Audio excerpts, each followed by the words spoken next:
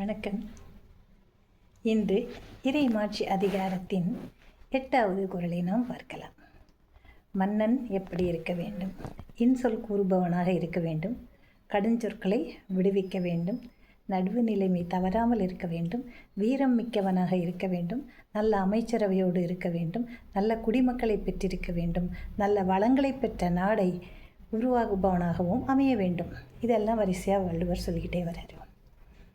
ஆனால் நம்ம எல்லாருமே ஏன் இந்த தலைப்பு இறைமாட்சி அப்படின்னு வைக்கிறாருன்னா, ஒரு தலைவனாகப்பட்டவனை மக்கள் இறைவனாக கொண்டாடுவார்கள். அதனால தான். ஏன்னா இறைவனை நேராக நம்ம போய் பார்க்க முடியாது. ஆகையினால் நம்மை வழிநடத்தக்கூடிய நல்லதொரு தலைவனை மக்கள் இறைவனுக்கு ஒப்பாக கருதுவார்கள். இது உண்மைதான்.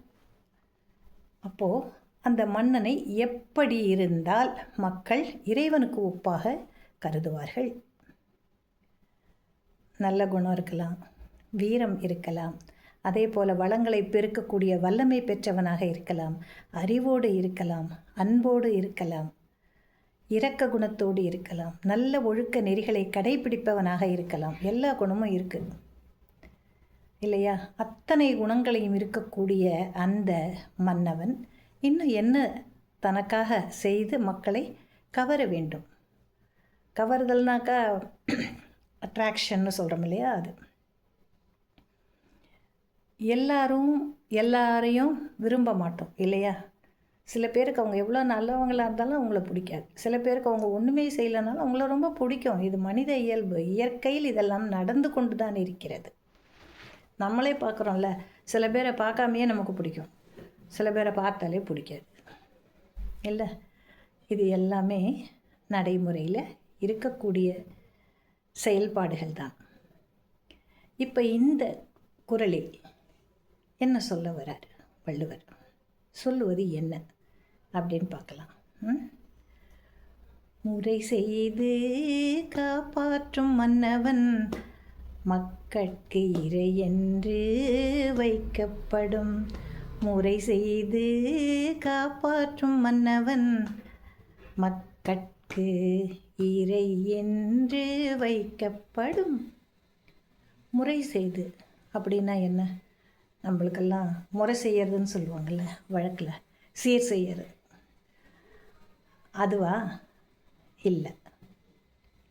முறை செய்தல் என்றால் நடுவு நிலைமை தவறாமல் இருப்பவன். மன்னனுக்கு உரிய பண்புகளில் ஒன்று நடுவு நிலைமை தவறாமை. ஆக எந்த ஒரு பாகுபாடும் இல்லாமல் இவன் நமது நண்பன், இவன் நமக்கு அறிமுகமே இல்லாதவன், இதை எல்லாமே கருத்தில் கொள்ளாமல் ஒரு நீதியை வழங்கும் பொழுது நீதிமானாக அப்படியே தராசு போல அவன் செயல்பட வேண்டும். அப்படி ஒரு நீதியை ஒரு மன்னன் வழங்கிவிட்டால் மக்கள் அவனை கொண்டாடத்தானே செய்வார்கள்.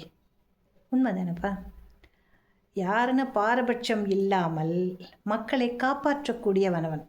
அவங்கிட்ட போனால் நியாயம் மட்டும்தான் கிடைக்கும் நமக்கு. ஒருதலை பட்சமாக ஒருபோதும் நடந்து கொள்ள மாட்டான் என்ற நம்பிக்கையை விதைக்க வேண்டும். அப்படி இருக்கக்கூடிய மன்னன் மட்டுமே மக்களின் மனதில் இறைவனுக்கு ஒப்பானவனாக கருதப்படுவான். முறை செய்து காப்பாற்றும் மன்னவன் அப்படின்னு அதைத்தான் சொல்கிறார். ஒரு நாளும் நடுநிலைமையை தவறவே கூடாது. அப்படி தவறாமல் நீதிமானாக செயல்பட்டு மக்களின் துன்பங்களை போக்கக்கூடிய ஒருவனே சிறந்த தலைவன். அந்த சிறந்த தலைவனை மக்கள் அனைவரும் இறைவனுக்கு ஒப்பானவனாக கருதி தலைமேல் வைத்து கொண்டாடுவார்கள் என்று இந்த குறள் கூறுகிறது. நாளை அடுத்த குறளில் நாம் பார்க்கலாம். நன்றி.